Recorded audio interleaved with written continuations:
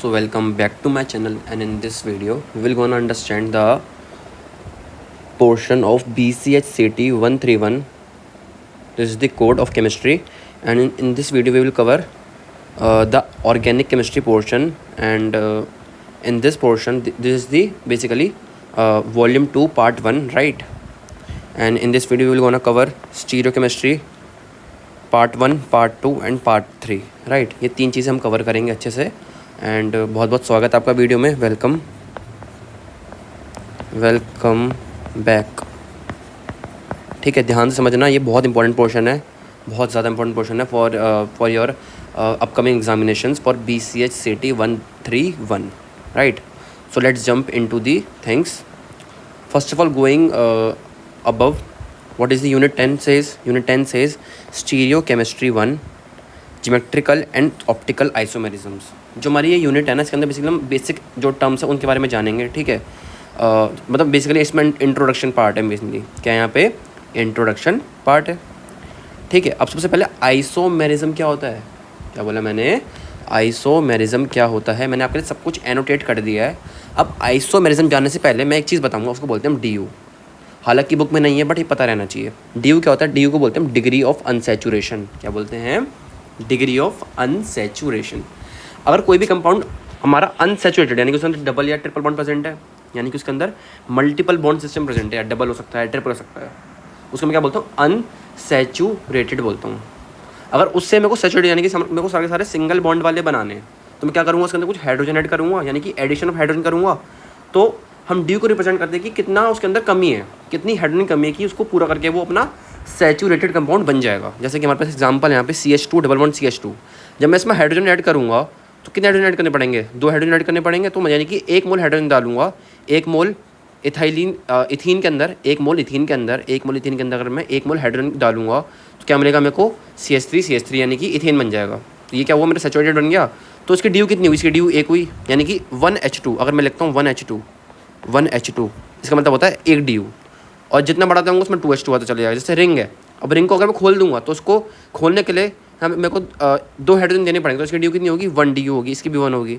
यानी कि रिंग के लिए DU 1 होती है। अगर रिंग ऐसी हो, चाहे रिंग ऐसी हो, चाहे रिंग हमारी 5 कार्बन की हो, कितने भी कार्बन की रिंग हो, 10,000 कार्बन की रिंग क्यों ना हो, कैसी होगी वो हमारी? उसकी DU कितनी होगी? 1 होगी। अगर पाई बॉन्ड से सिर्फ 1 है तो DU 1 होगी। अगर 2, मतलब मान लो अगर ट्रिपल बॉन्ड है तो इसका मतलब होगा कि 1 सिग्मा 2 पाई है, 1 सिग्मा 2 पाई, यानी कि इसमें कितनी DU हो जाएगी? 2 हो जाएगी। तो ये हमें पता रहना चाहिए था, बहुत इंपॉर्टेंट था। अब मैं बताऊँगा DU का काम कहाँ होता है, वो आगे समझ में आएगा हमारे को, राइट। अभी हम आगे बढ़ते हैं। पहले हम अच्छे से आगे बढ़ते हैं। हमें पढ़ना है आइसोमेरिज्म। क्या पढ़ना है हमारे को? आइसोमेरिज्म पढ़ना है। अब आइसोमेरिज्म होता क्या है ये पता रहना चाहिए। The phenomena of existence of 2 or more compounds having the same molecular formula is known as isomerism। Definition होगी तो सिंपल सी बात। आइसोमेरिज्म क्या होता है? कोई भी 2 कंपाउंड अगर दोनों का मॉलिक्यूलर फार्मूला सेम है, उनका एम्पेरिकल फार्मूला सेम है, मॉलिक्यूलर फार्मूला सेम है, अगर उसकी DU सेम है दोनों की, अब यहाँ पे DU काम आएगा, अगर दोनों की DU सेम है, मॉलिक्यूलर फार्मूला सेम है, बस उनकी कुछ ओरिएंटेशन अलग हो जाएगी या उनके कुछ स्ट्रक्चर में डिफरेंस आ सकता है। जितना मान लो जितना उसका वेट उतना ही उसका वेट है भाई, दोनों का मॉलिक्यूलर फार्मूला ही सेम हो गया ना, तो उनको क्या बोलते हैं? आइसोमेरिज्म बोलते हैं। आइसो मतलब सेम, मेरिज्म मतलब कंपाउंड्स। तो इस तरह से हमको डिफाइन करते हैं। And these compounds are individually referred as isomers. इसको मैं इंडिविजुअली क्या बोल सकता हूँ? आइसोमर्स बोल सकता हूँ। Isomers have same molecular formula but differ from each other in their physical and chemical property. अब पूछेंगे कि डिफरेंस कहाँ पर आता है, तो डिफरेंस इसके अरेंजमेंट में आता है। तो वो उसका डिफरेंस करता क्या है? बेसिकली वो डिफरेंस जो होता है उसमें या तो उसको कोई केमिकल या तो उसको कोई फिजिकल प्रॉपर्टी, दोनों में से एक या दोनों इसको डिफरेंस प्रोवाइड कर सकता है बिटवीन 2 कंपाउंड। भाई दोनों का मॉलिक्यूलर फार्मूला सेम है बट किसी का बॉइलिंग पॉइंट ज़्यादा कम हो सकता है दोनों में से, किसी का मेल्टिंग पॉइंट ज़्यादा कम हो सकता है। ठीक है, तो फिजिकल प्रॉपर्टी अलग होगी, जैसे कि रिएक्टिविटी थोड़ी बहुत अलग हो सकती है अगर वो फंक्शन को आइसोमर होगा। तो एक केमिकल या एक फिजिकल या फिर दोनों में से कोई या दोनों क्या हो सकती हैं उसकी? डिफरेंट हो सकती हैं। किसकी? आइसोमर्स की, राइट। आइसोमेरिज्म खुद में एक बहुत बड़ी ब्रांच होती है ऑर्गेनिक केमिस्ट्री, राइट। अब आइसोमेरिज्म को मैं ब्रेक डाउन करूँगा 2 पार्ट्स के अंदर जो हमें पढ़ना होता है। एक होता है स्ट्रक्चरल आइसोमेरिज्म और एक होता है स्टीरियो आइसोमेरिज्म। बहुत इंपॉर्टेंट है स्ट्रक्चरल और स्टीरियो। स्ट्रक्चर का बाद जब कुछ स्ट्रक्चर में डिफरेंस आ जाए, और स्टीरियो का आएगा जब हमारा स्टीरियो का मतलब होता है स्पेस।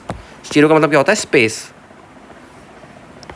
अगर स्पेस में यानी कि हमारा स्ट्रक्चर सेम है, बट स्ट्रक्चर के अंदर जो एटम्स लगे हुए हैं वो उनका स्पेस के अंदर जो अरेंजमेंट है वो चेंज हो जाए। भाई लगे वो जहाँ पे थे वहीं पे लगे हुए, बट उनका जो ओरिएंटेशन है वो पीछे की तरफ आगे की तरफ अगर वो चेंज होता है उनको बोलते हैं स्टीरियो आइसोमेरिज्म। और स्ट्रक्चर में यानी कि उसका स्ट्रक्चर में डिफरेंस आता है। इसमें हम 3 पढ़ने होते हैं, हमारे को होते तो और भी हैं।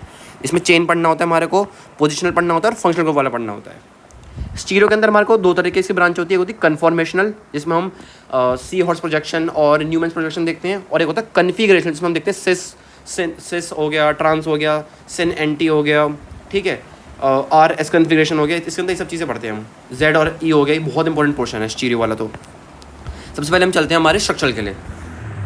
अब स्ट्रक्चर के अंदर देखूँ अगर मैं, तो मैंने सब कुछ मार्क कर रखा है, ध्यान से देखना। स्ट्रक्चरल आइसोमेरिज्म ये क्यों होता है? ये अराइज करता है due to difference in the structure of the molecule. भाई जब मॉलिक्यूल्स के स्ट्रक्चर में डिफरेंस आएगा तभी तो ये आएगा। भाई जब मॉलिक्यूल्स के स्ट्रक्चर में डिफरेंस आएगा तभी तो कौन आएगा? तभी तो हमारा स्ट्रक्चरल आइसोमेरिज्म आएगा। 3 तरह के हमें पढ़ने हैं भाई, होते तो और भी हैं, 5 होते हैं वैसे तो, हमें पढ़ने हैं 3। कौन से? चेन आइसोमेरिज्म, फिर आ जाएगा हमारे पास पोजिशनल, और फिर हमारे पास आ जाएगा अपना फंक्शनल आइसोमेरिज्म। तो चेन में क्या होगा भाई? सिंपल सी बात है, चेन में क्या डिफरेंस आएगा? पेरेंट चेन अलग हो जाएगी भाई, मॉलिक्यूलर फॉर्मूला सेम, सबके लिए डेफिनेशन सेम रहेगी, मॉलिक्यूलर फॉर्मूला सेम। चेन वाले में क्या होगा? चेन अलग हो जाएगी, बस जो नाम है उसका उसको हम चेंज कर देंगे बस। तो molecular formula same but chain में डिफरेंस आएगा। Differ from the each other in the way the carbon atoms forms the basic skeleton. जो कार्बन का बेसिक स्केलेटन यानी कि जो कार्बन की बेसिक चेन है उसमें अगर डिफरेंस आ गया तो उसको मैं क्या बोलूँगा? चेन आइसोमेरिज्म बोलूँगा। जैसे यहाँ पे हमें दिख रहा है, यहाँ पे जो कार्बन की चेन देखो अगर ध्यान से, और मार्कर चेंज कर लेता हूँ पहले अपना, तो उसमें 1 2 3 4 4 कार्बन की चेन आ रही है। यहाँ पे 1 2 3 यहाँ पे 3 कार्बन की चेन आ रही है। भाई यहाँ पे कार्बन कितने? 1 2 3 4। यहाँ पे कार्बन कितने? 1 2 3 4। यहाँ पे भी 4 कार्बन है, बट डिफरेंस क्या आ रहा है? डिफरेंस यहाँ पे चेन का आ रहा है। यहाँ पे स्ट्रेट चेन, यहाँ पे ब्रांच चेन है, इसका नाम का भी डिफरेंस आ जाएगा। जैसे ये क्या है? नॉर्मल ब्यूटेन है, और ये क्या है? 1 2 3, और दूसरे नंबर पे क्या आ रहा है? मिथाइल आ रहा है, तो 2 मिथाइल ब्यूटेन है। तो डिफरेंस आ गया ना, नेमिंग में डिफरेंस आ गया, एज वेल एज इसके स्ट्रक्चर में डिफरेंस आ गया। अब इसका जो है थोड़ा ब्रांच है, तो ब्रांच वाले की क्या होती है? हमेशा याद रखना है, ब्रांच वाले की जो है बॉइलिंग पॉइंट, मेल्टिंग पॉइंट कम होता है कंपेयर टू स्ट्रेट वाले की। तो इनका फिजिकल प्रॉपर्टी में डिफरेंस आ गया, इसलिए क्या बोलते हैं? इसलिए ये आइसोमेरिज्म बन जाते हैं हमारे। ये कौन सा हो गया हमारा? चेन आइसोमर हो गया। जैसे और एग्जांपल दे रखा है ब्यूटेन का। ब्यूटेन ये वाला 4 कार्बन वाला, और जो ऊपर दिखाया था वही है। अब देखो उसका जो बॉइलिंग पॉइंट है इसका थोड़ा ज़्यादा होगा कंपेयर टू जिसका 263 है, और इसका कितना है? 272.5 है। ये हमारा नॉर्मल ब्यूटेन मैंने बताया, तो ये कैसा हमारा? Iso butane. कैसा है हमारा? ये आइसो ब्यूटेन है, इस तरीके का ये, ठीक है। इस कार्बन के ऊपर, सॉरी मैंने गलत बना दिया,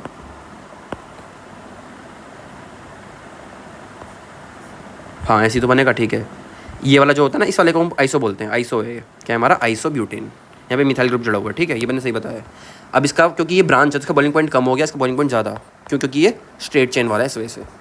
ऐसे ही हमारा आ जाएगा हमारे पास ये 1 2 3 4 5 कार्बन, तो कितना कौन सा हो गया? पेंटेन, नॉर्मल पेंटेन हो जाएगा ये।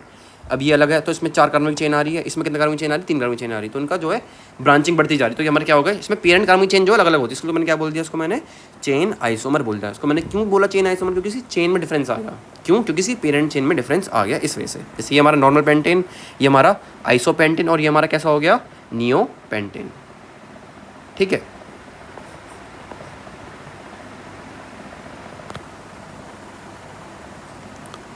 ये वाला इस तरीके से, ठीक है। ये हमारा कौन सा हो गया? नियोपेंटेन हो गया, राइट, समझ में आ गया होगा। अगला आता है हमारे पास, अब ये तो चेन वाले थे, अब कौन सा आएगा? Positional isomerism. बड़ा सिंपल सा है भाई, शब्द में जाओ, नाम में घुस जाओ। पोजिशनल आइसोमेरिज्म, भाई molecular formula same, but difference कहाँ आ रहा है? कि पोजीशन अलग अलग हो जा रही है। यहाँ पे पेरेंट कार्बन चेन सेम रहेगी, पेरेंट कार्बन चेन क्या रहेगी? सेम, बहुत इंपॉर्टेंट है, सेम रहेगी, क्योंकि भाई चेन आइसोमेरिज्म तो होना है ये। हमें पेरेंट कार्बन चेन सेम रहेगी, बट डिफरेंस क्या आएगा? कि जो सब्स्टिट्यूएंट लगेगा उसकी पोजीशन क्या हो जाएगी? चेंज हो जाएगी। क्या? जो सब्स्टिट्यूएंट लगा उसकी पोजीशन चेंज हो जाएगी। फिर जो हमारा फंक्शनल ग्रुप लगा है उसकी पोजीशन चेंज हो जाएगी। फंक्शनल ग्रुप सेम रहेगा, एज वेल एज चेन के अंदर ही फंक्शनल ग्रुप सेम रहेगा। चेन के अंदर और पोजीशन के अंदर फंक्शनल ग्रुप क्या रहेगा? सेम रहना चाहिए, बहुत इंपॉर्टेंट है, ठीक है। अब पोजीशन के अंदर डिफरेंस क्या आएगा? कि पोजीशन अलग हो जाएगी। यहाँ पे लिखा भी है, here the isomers have the same carbon skeleton but they differ from each other in the position of the substituent groups. जैसे यहाँ पे लिखा है साफ साफ। यहाँ पे कितने कार्बन की चेन आ रही है? ध्यान से देखते हैं। चेन इसमें सेम आएगी, 1 2 3 चेन है, 1 2 3 चेन सेम है। बट हम देखें तो, सॉरी यहाँ पे नंबरिंग थोड़ी मैंने गलत कर दी, मैं उसको सही कर देता हूँ नंबरिंग को। तो 1 2 3, ठीक है। यहाँ से तो 2 नंबरिंग आएगी, तो यहाँ पे देखो हमारा जो एल्कोहल है वो 1 नंबर पे आ रहा है, और यहाँ पे एल्कोहल हमारा 2 नंबर पे आ रहा है, तो पोजीशन अलग हो गई। भाई सब्स्टिट्यूएंट की पोजीशन अलग अलग हो गई ना यार, क्या हो गई, अलग अलग हो गई। इसका कॉमन नाम क्या होता है, नॉर्मल प्रोपेनॉल। और ये कौन सा हमारा, ये हमारा आइसोप्रोपेनॉल है। तो बताया था ना मैंने अभी, इस तरीके से जो होता है यहाँ पे, अगर कोई भी हम एक्स ग्रुप लगा दें तो हमारा ये वाला जो पोर्शन बनता है ये आइसो बनता है, इसको बोलते हैं हम आइसो, 3 कार्बन तो आइसोप्रोपेनॉल। तो ये अलग अलग, इसका बॉइलिंग पॉइंट भी अलग अलग है। देखो इसका बॉइलिंग पॉइंट कम क्योंकि ये ब्रांचिंग वाला है, इसका बॉइलिंग पॉइंट अलग क्योंकि ये नॉन ब्रांचिंग वाला नहीं, हमारा सिंपलर चेन है इस वजह से, स्ट्रेट चेन वाला है इस वजह से, राइट। मोलिकुलर फॉर्म दोनों का सेम ही है, फंक्शनल ग्रुप भी सेम आ रहा है, बट क्या है, पोजीशन में डिफरेंस आ गया ना मेरे भाई। अगला है फंक्शनल ग्रुप आइसोमेरिज्म। नाम से पता समझ में आ रहा है कि यहाँ पे मॉलिक्यूलर फॉर्मूला तो सेम रहेगा, पेरेंट कार्बन चेन भी सेम रहेगी, रह सकती है, बट डिफरेंस क्या आएगा कि फंक्शनल ग्रुप अलग अलग हो जाएगा। यहाँ पे क्या होगा basically, functional group inter convertible होना चाहिए। जैसे अगर हम देखें तो मेरे पास ROH है, अब इसी ROH को मैं लिख सकता हूँ ROR, तो ये इसमें और इसमें, ये हमारा जो एल्कोहल है और जो हमारा इथर है, ये दोनों इंटर कन्वर्टेबल होते हैं, same molecular formula but different functional group. जैसे हमारे पास दिख रहा है ये प्रोपेनोन, 1 2 3 कार्बन आ रहे हैं, 1 2 3 कार्बन, इसका फंक्शनल ग्रुप कौन सा है, ये हमारा कौन सा है, कीटोन है। और ये हमारा क्या आ रहा है, यहाँ पे देखें ध्यान से, तुम्हारा ये कौन सा आ रहा है, ये हमारा एल्डिहाइड आ रहा है, एल्डिहाइड। दोनों के अंदर मॉलिक्यूलर फॉर्मूला सेम है, बट इसका क्या है, फंक्शनल ग्रुप अलग अलग होगा। यहाँ पर हमारा प्रोपेनोन हो गया और हमारा प्रोपेनल, तो इसका क्या होगा भाई, सिंपल सी बात है, केमिकल प्रॉपर्टी अलग हो जाएगी, हमारा फंक्शनल ग्रुप भी अलग हो गया इस वजह से।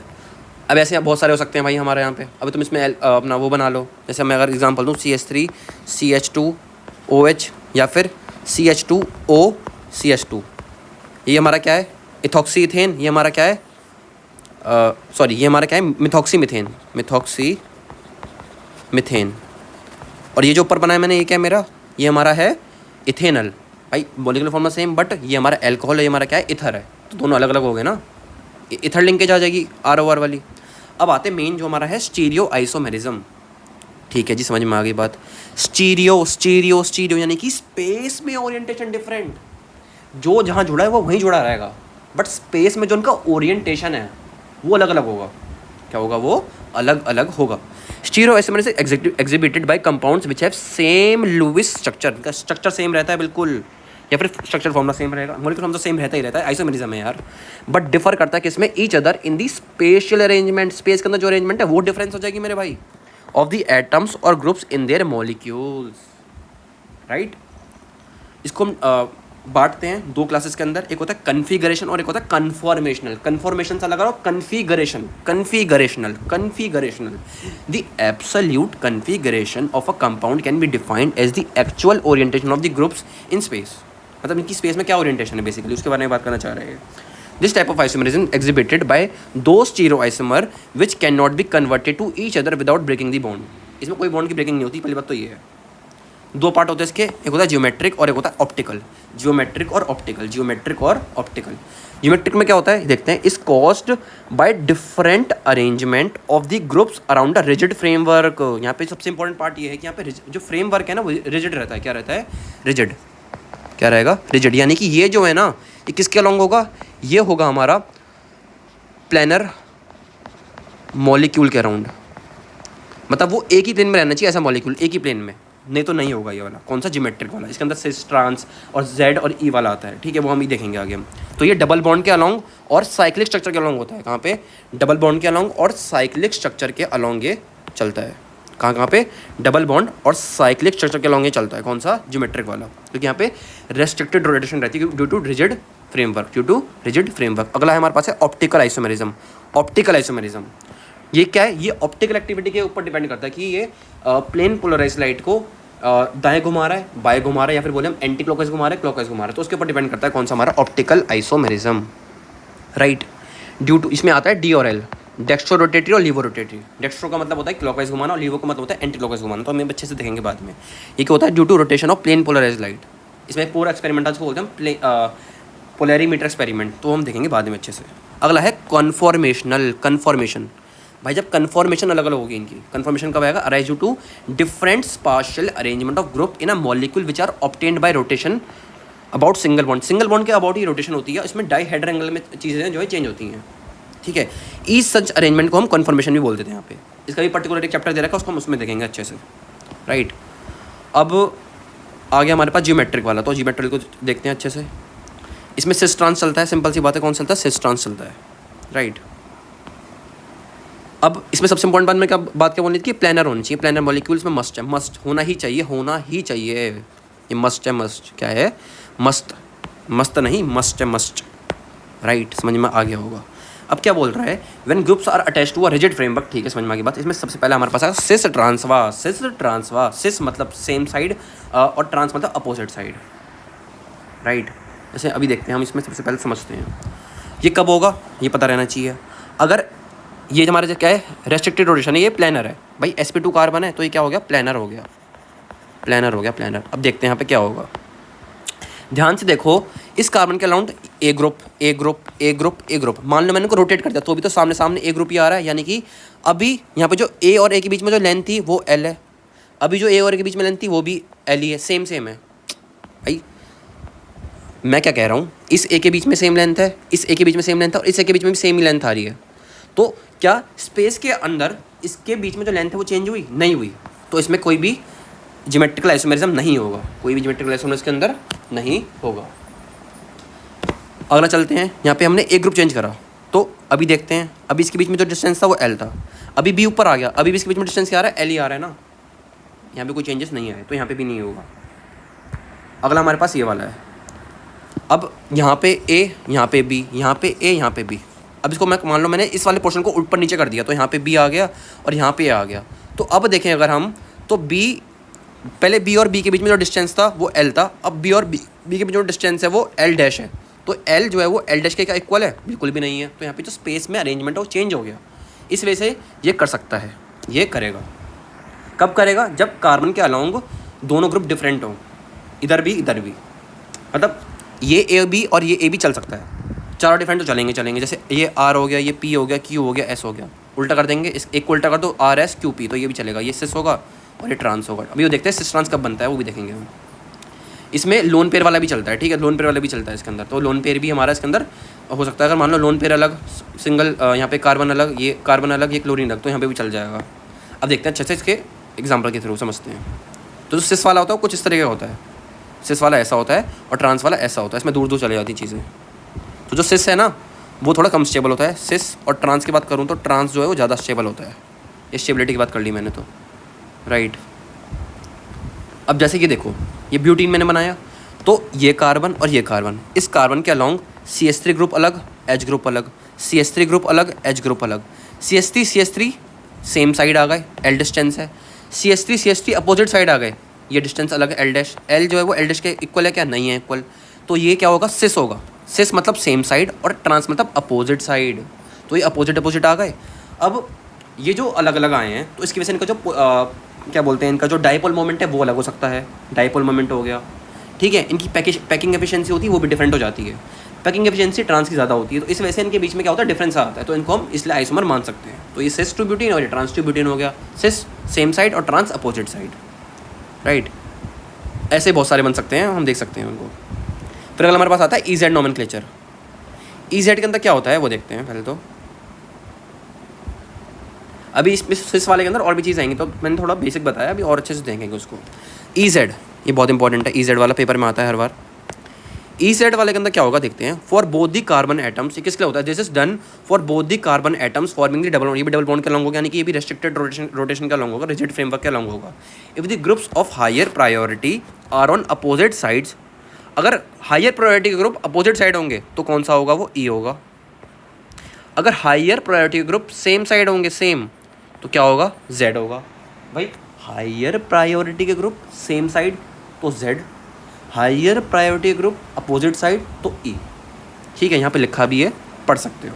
अभी जो प्रायोरिटी कैसे असाइन करते हैं, अब मैं पहले बताया, तो Z का मतलब होता है जोजामेन, जिसका मतलब होता है टुगेदर जर्मन में, और E का मतलब होता है एंटागन, जिसका मतलब होता है अपोजिट, ठीक है, Z सेम E अपोजिट। तो CIP रूल लगता है इसके अंदर, इसको बोलते हैं हम कैन इंगोल्ड प्रेलोंग, ये 3 साइंटिस्ट ने मिलकर दिया था रूल। इसका पहला रूल क्या कहता है, इसमें हम प्रायोरिटी देते हैं, प्रायोरिटी असाइन करने का रूल है। तो उसमें सबसे पहले प्रायोरिटी मिलती है कि atom of the higher atomic number have higher priority, जिनका एटॉमिक नंबर ज़्यादा उनकी प्रायोरिटी क्या होगी, ज़्यादा होगी, ठीक है। When the priority is to be decided between the atoms which are isotopes, तो यहाँ पे जो आइसोटोप हैवियर होगा ना उसकी प्रायोरिटी क्या होगी, ज़्यादा, यानी कि आइसोटोप हैवियर मास वाला क्या होगा, आइसोटोप लाइटर से ज़्यादा प्रायोरिटी का होगा।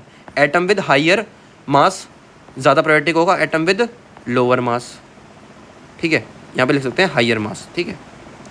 अगला, अगर मान लो दोनों तरफ सेम एटम मिले तो क्या करेंगे हम, उसके बाद देखेंगे कि कौन सा अटैच है। When the two groups attach to the carbon atom involved in the formation of double bond have the same atom as point of attachment, then the priorities are assigned according to the first point of difference. फिर हम क्या कहेंगे कि पहला point का difference क्या आ रहा है। जैसे एग्जांपल, अगर मैं बोलूँ यहाँ पे डबल बॉन्ड सी है, यहाँ पे अगर मैं बोलूँ यहाँ पे जो है हमारे पास CH3 है और यहाँ पे CH3OH है, तो यहाँ पे देखेंगे अगर हम इसको ढंग से बना लेते हैं,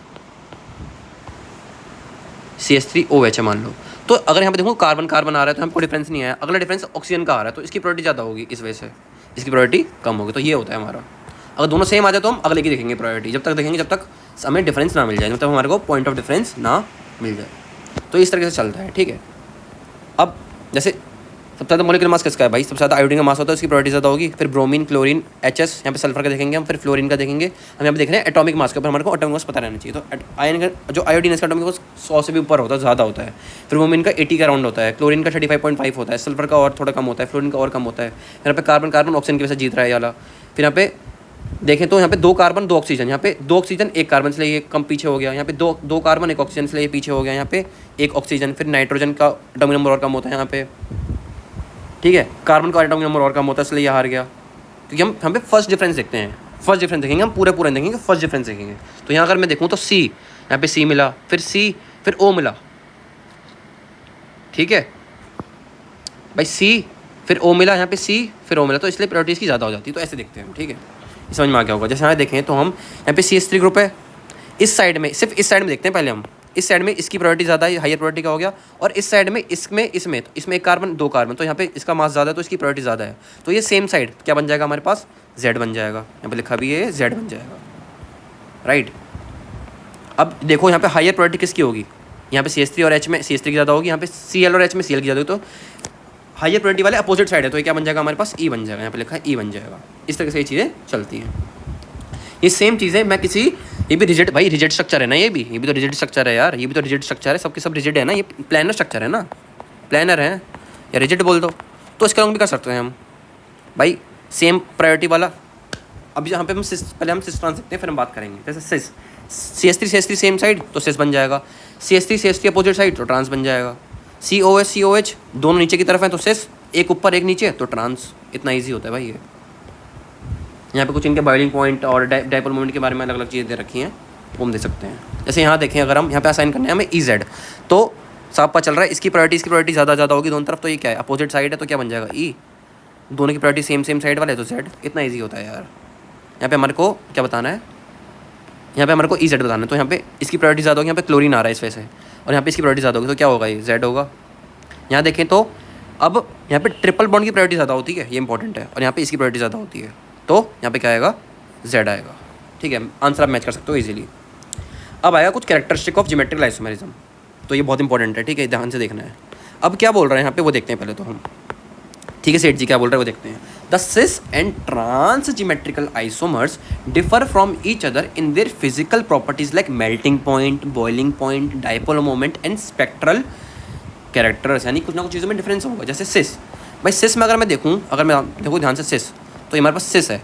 यहाँ पे अगर मैं मान लो यहाँ पे पहले हम देखते हैं कि इलेक्ट्रोनेगेटिविटी का कुछ सीन देखते हैं, तो ये पता होना चाहिए कि इलेक्ट्रोनेगेटिविटी अगर ज़्यादा होती है, क्या बोला मैंने, अगर इलेक्ट्रोनेगेटिविटी ज़्यादा होती है, इसका मतलब क्या होगा भाई, इलेक्ट्रोनेगेटिविटी क्या होती है कि अपने पास इलेक्ट्रॉन रखने की क्षमता, उसको हम इलेक्ट्रोनेगेटिविटी बोलते हैं।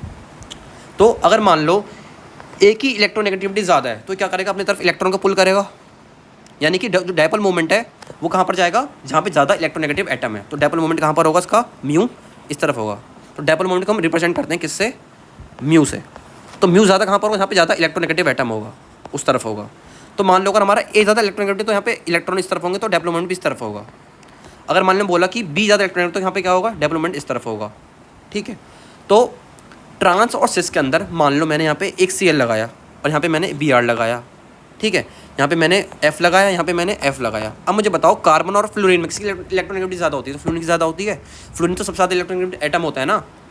तो यहाँ देखो इसका जो डाइपोल मोमेंट इस तरफ आएगा और इस वाले का इस तरफ आएगा। अब ध्यान से देखो तो ये कैंसिल हो जाएगा। यहाँ देखिए तो Br का इस तरफ आएगा और Cl का इस तरफ आएगा, तो ये दोनों ऐड होकर इधर आ जाएंगे कुछ नेट डाइपोल मोमेंट म्यू। यहाँ देखें तो डायपोल मोमेंट कैंसिल होकर 0 आ गया क्योंकि दोनों एफ थे। अगर ये अलग अलग थोड़ा अलग आता, यहाँ पे ये ऐड हो गया तो यहाँ पे डायपोल मोमेंट कुछ नई 0 नहीं आ रहा है, कुछ अलग आ रहा है, ज़्यादा आ रहा है, कुछ वैल्यू ज़्यादा आ रही है। तो इस वजह से भाई सिस और ट्रांस में जो है हमारा डायपोल मोमेंट अलग अलग सकता है। फॉर एग्जाम्पल मान लो मेरे को सेम, क्योंकि यहाँ पे हमें आइसोमर देखना है, तो मान लो मैंने इसको एफ लिया, तो उसको सही से बना देता हूँ, मेरी गलती हो गई, यहाँ पे एफ होना चाहिए था, ठीक है। तो मान लो ये एफ लिया, ये भी एफ लिया, यहाँ देखेंगे डायपोल मोमेंट इधर आ रहा है भाई, molecular formula same but structure अलग अलग है, जिस वजह से क्या हुआ डायपोल मोमेंट इनका अलग अलग हो गया। डायपोल मोमेंट अलग हुआ तो उसकी वजह से बॉइलिंग पॉइंट में डिफरेंस आ सकता है। तो डायपोल मोमेंट क्या होता है बेसिकली, वो डेड के मोशन होता है बॉइलिंग पॉइंट के। अगर डायपोल मोमेंट ज़्यादा तो क्या होगा, बॉइलिंग पॉइंट ज़्यादा होगा। तो यहाँ पे देखें सिस वाले में डायपोल मोमेंट ज़्यादा है तो इसका बॉइलिंग पॉइंट ज़्यादा होगा सिस का, और ट्रांस का क्या होगा, कम होगा, ठीक है। अब एक और द रीज़न फॉर दिस, अब यहाँ पे देखते हैं the cis and trans geometrical isomer differ from each other, ये तो बता दें कि अलग चीज़ में डिफर करते हैं। अब एक और चीज़ है, जो ट्रांस वाला आइसोमर होता है ना, उसकी जो पैकिंग एफिशिएंसी ज़्यादा होती है। ध्यान से देखो, जैसे अगर मैं कुर्सी लाता हूँ, कुर्सी को एक के ऊपर एक रखता हूँ, ऐसे एक के ऊपर एक, एक के ऊपर एक, एक के ऊपर, तो आराम से पैक हो जाती हैं, समझ में आ रही बात। तो यहाँ पे क्या हो रहा है, पैकिंग एफिशिएंसी अच्छी है। तो अगर पैकिंग एफिशिएंसी अच्छी होगी तो ये एकदम ठोस रहेगा, तो इसको मेल्ट होने में क्या होगी, ज़्यादा, इसका मेल्टिंग पॉइंट क्या होगा, ज़्यादा होगा, मेल्टिंग पॉइंट क्या होगा इसका, ज़्यादा होगा, इस वजह से, क्योंकि यहाँ पे पैकिंग एफिशिएंसी अच्छी होती है। That reason for this is that the trans isomer being more symmetrical fits into crystal lattice more easily and hence has a higher melting point than cis isomer. क्योंकि सिस में क्या हो रही है, packing efficiency देखो अलग हो जा रही है, इस वजह से मेल्टिंग पॉइंट क्या हो जाएगा भैया, कम हो जाएगा। यहाँ पे पैकिंग एफिशिएंसी अच्छी है, यहाँ पे थोड़ी लूज है। Another physical property useful for differentiation for such isomer is dipole moment, मैंने बता दिया। डायपोल मोमेंट आप देख सकते हो खुद से, जैसे यहाँ दिखा रहा है कि इलेक्ट्रॉन विड्रॉइंग ग्रुप कौन सा हमारा, मान लो ए हमारा इलेक्ट्रॉन विड्रॉइंग ग्रुप है, तो यानी कि कार्बन से आधा इलेक्ट्रॉनिगेटिव हमारा ए है, तो इसका इस तरफ, इसका इस तरफ, ये क्या होगा, कैंसिल हो जाएगा सिस में।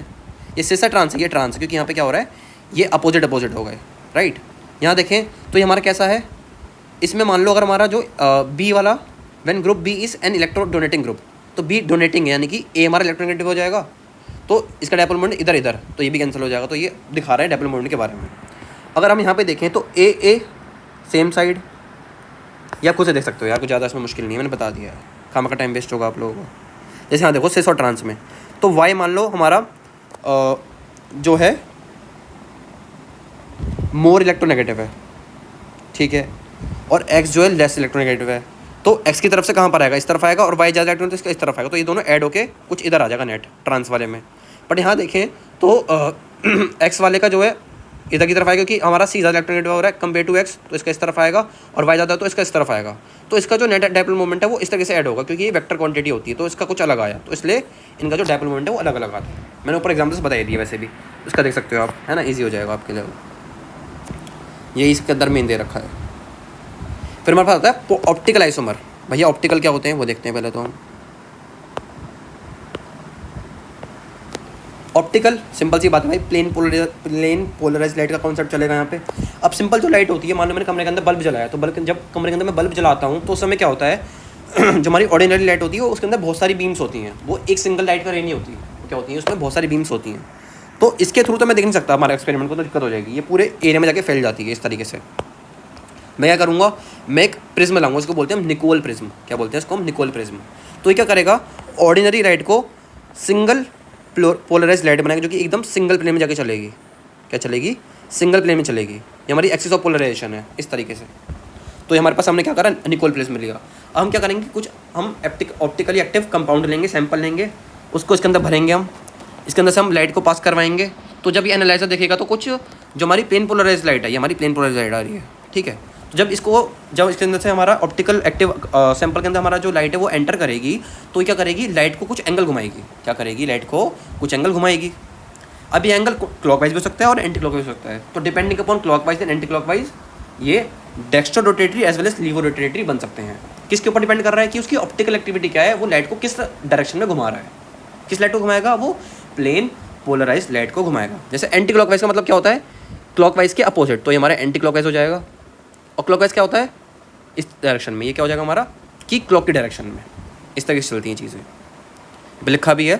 When a beam of monochromatic, यानी कि एक single ray of light is pass through a polarizer such as polarized lens और a device known as a Nicol prism, the light vibrating in only one plane is obtain. यहाँ पे single plane में जो light vibrate करी हमें वो मिलेगी, क्योंकि पहले तो बहुत सारी प्लेन में वाइब्रेट करी, तो उसके थ्रू हम काम नहीं कर सकते।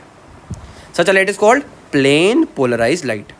It was observed that many substances such as quartz crystal and organic compounds like camphor, tartaric acid क्या करते हैं, रोटेट करते हैं plane polarized light को, क्योंकि क्या होते हैं हमारे ऑप्टिकल एक्टिव होते हैं, जो हमारे ऑर्गेनिक कंपाउंड होते हैं, कुछ सब नहीं होते, कुछ ऑप्टिकल एक्टिव होते हैं, वो क्या करते हैं लाइट को रोटेट करते हैं, तो इसलिए यहाँ पे ऑप्टिकल आइसोमर्स आए। ये पूरा एक एक्सपेरिमेंट है, इसके अंदर हमारे पास लाइट सोर्स होता है, फिर लाइट सोर्स के थ्रू लाइट निकलेगी, तो ये हमारे पास पोलराइजर जो कि क्या करेगा, किसी यहाँ पे निकोल प्रिज्म यूज़ करते हैं हम, तो क्या करेगा लाइट को वो रोटेट कर देगा किस में, प्लेन पोलराइज्ड लाइट बना देगा। फिर हमारे पास ये पोलरिमीटर ट्यूब, जिसका अंदर हमारा क्या होगा, सैंपल होगा, ऑर्गेनिक सैंपल। फिर हम देखेंगे कितनी रोटेशन आ रही है, पॉजिटिव में आ रही है, नेगेटिव में आ रही है। पॉजिटिव में आएगी तो क्या होगी हमारी क्लॉकवाइज, नेगेटिव में आएगी तो एंटी क्लॉकवाइज हो जाएगी। ये हमारा पोलरिमीटर है, पोलरिमीटर, ठीक है। ऊपर कुछ काम का जो मैंने जितना मैंने मार्क करा वही काम का, ये भी बहुत ध्यान से देखना है। The direction of rotation is specified as dextro rotatory और लीवो रोटेटरी। डेक्स्ट्रो मतलब पॉजिटिव साइड, यहाँ पे लिखा है डेक्स्ट्रो रोटेटरी मतलब पॉजिटिव साइड यानी कि क्लॉकवाइज, और लीवो रोटेटरी मतलब एंटी क्लॉकवाइज। यहाँ पे लिखा है ना, क्लॉकवाइज मतलब डेक्स्ट्रो रोटेटरी पॉजिटिव साइड, और एंटी क्लॉकवाइज मतलब नेगेटिव, नेगेटिव आ जाएगा, नेगेटिव एंगल, तो कैसे चलेगा हमारा लीवो रोटेटरी, ठीक है। अभी तो हमारी ऑप्टिकल एक्टिविटी होगी, इसके ऊपर डिपेंड करता है कि हम इसको और डीप में देखेंगे आगे जाके। अभी तो यहाँ पे हमारे को इंट्रोडक्शन दे रखा, तो ये भी बहुत इंपॉर्टेंट है पढ़ना। अगला आता है कायरलिटी। अब कायरलिटी क्या होता है, अब कायरलिटी सबसे ज़्यादा इंपॉर्टेंट है कि हमारा जो कार्बन है ना वो sp3 होना चाहिए, यानी कि नॉन प्लानर, या फिर बोले हम हमारा sp3 हाइब्रिडाइज टेट्राहेड्रल होना चाहिए, 4 हेड वाला। अब यहाँ पे लिखा है which is non super chiral, जो कायरल कंपाउंड्स होते हैं वो क्या होते हैं, non super impossible mirror image of each other होते हैं। जब मैं यहाँ पे एक मिरर बनाऊंगा तो मिरर में क्या होता है, जो जितना पास है वो उतना पास इमेज बनेगी उसकी, तो यहाँ पे COH बन जाएगा, ठीक है। यहाँ पे कार्बन, यहाँ पे जितना CH3 जुड़ा है उतना CH3 दूर बन जाएगा, और यहाँ पे OH, यहाँ पे H बनेगा। तो यहाँ पे अगर मैं देखूँ, अगर मैं इस वाले को इसके ऊपर मान लो मैं इम्पोज करना चाहूँ, तो क्या ये इम्पोज हो रहा है भाई, CH3 के ऊपर COH आ रहा है और COH के ऊपर CH3 है, तो क्या ये इम्पोज हो पा रहा है, नहीं हो पा रहा। तो यानी कि ऐसे कंपाउंड जो कि क्या होते हैं, non super imposable mirror image होते हैं एक दूसरे के, क्या होते हैं, non super imposable mirror image of each other. जैसे ये देखें तो हमारा राइट हैंड आ रहा है इधर,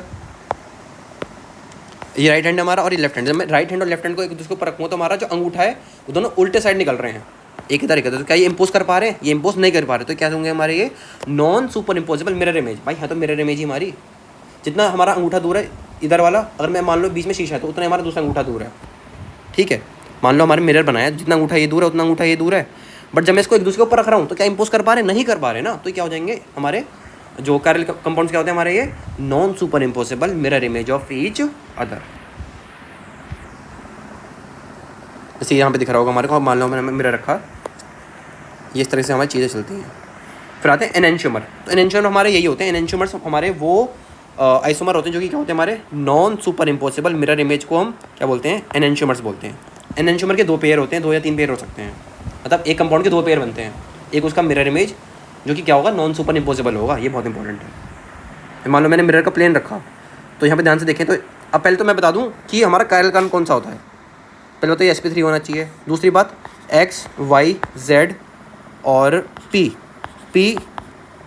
x, y, z जो ये होते हैं ना, ये सेम नहीं होने चाहिए, अलग अलग होने चाहिए। यानी कि कार्बन से कनेक्टेड जितने भी ग्रुप हैं ये सब क्या होने चाहिए, अलग अलग होने चाहिए। जब भी हमारा कार्बन कैसा होगा, कायरल होगा। इसको हम अल्फा कार्बन भी बोल सकते हैं, क्या होगा, कायरल होगा। तो यहाँ पे देखें तो COH अलग, OH अलग, CH3 अलग, H अलग, और ये हमारी मिरर इमेज बन रही है, तो हमारे क्या होंगे, एनेंशियोमर होंगे। और ये नॉन सुपर इम्पोसिबल भी हैं। क्या इम्पोज हो पा रहे हैं, ध्यान से देखें तो देखें हमारा CH3 के ऊपर H आ रहा है, तो इम्पोज नहीं हो पा रहा ना, हमारी बात। इम्पोज होने का मतलब है कि CH3 के ऊपर CH3 आ जाए तब इम्पोज माना जाता है, तो यहाँ पे इम्पोज नहीं हो रहा है इस वजह से।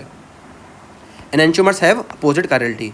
एनेंशियोमर की जो कायरलिटी होती है वो अपोजिट होती है। यहाँ पे कायरलिटी हम देखेंगे आगे जाके RS में डिफाइन करते हैं। तो अगर मान लो एक R है तो दूसरा S होगा, या फिर एक ऐसा दूसरा R होगा, तो भी हम डीप में देखेंगे आगे जाके। फिर आते हैं डायस्टीरियोमर। अब डायस्टीरियोमर क्या होते हैं, डायस्टीरियोमर होते हैं they are not mirror image, ये मिरर इमेज नहीं होते हैं, ठीक है। Which are not a mirror image isomer, they are isomeric stereomers which are not enantiomers and called diastereomers or diastereomers, ठीक है। ये मिरर इमेज नहीं होते हैं। जैसे अगर मैं देखूँ तो ध्यान से देखो, यहाँ पे जितना दूर, अगर मान लो मैंने मिरर बनाया तो जितना दूर भी है उतना दूर भी है, जितना भी दूर है इतना भी, याला भी दूर है, जितना ए दूर है उतना ए दूर है, जितना ए दूर है उतना ए दूर है। दोनों के दोनों मिरर इमेज हैं। क्या ये सुपर इम्पॉसिबल है? सुपर इम्पॉसिबल नहीं, तो ये कैसे होंगे? एनेंटियोमर होंगे। 1 और 2 क्या होंगे? एनेंटियोमर होंगे। 3 और 4 ये भी एनेंटियोमर है, ध्यान से देखोगे तो समझ में आ जाएगा। जितना बी दूर है उतना बी दूर है, जितना ए दूर है उतना ए दूर है, और दोनों सुपर इम्पोज नहीं कर रहे हैं, तो ये दोनों क्या होंगे? एनेंटियोमर होगा ये भी 3 और 4। यहाँ पे लिखा भी वो देख सकते हो आप। अब यहाँ पे लिखा है 1 और 3, 1 और 4 आर 2 पेयर्स ऑफ डायस्टीरियोमर। कौन से? 1 और 3, 1 और 3। तो अगर मैं 1 और 3 देखूँ, क्या ये मिरर इमेज है? मॉलिक्यूलर फॉर्मूला सेम है, तो टेंशन मत लो। क्या मिरर इमेज है? देखो 1 और 3, ये वाला और ये वाला। भाई यहाँ से देखूँ अगर मैं, तो जितना बी दूर है वहाँ से ए आ गया, बी सामने बी आ गया, तो ये ए इसमें डिफरेंस आ गया, तो ये हमारे क्या है? नॉन मिरर इमेज है। तो हमारे क्या बन जाएंगे? डायस्टीरियोमर बन जाएंगे। डायस्टीरियोमर बन जाएंगे, यानी कि डायस्टीरियोमर कौन होता है? नॉन मिरर इमेज वाले। ठीक है, नॉन मिरर इमेज वाले।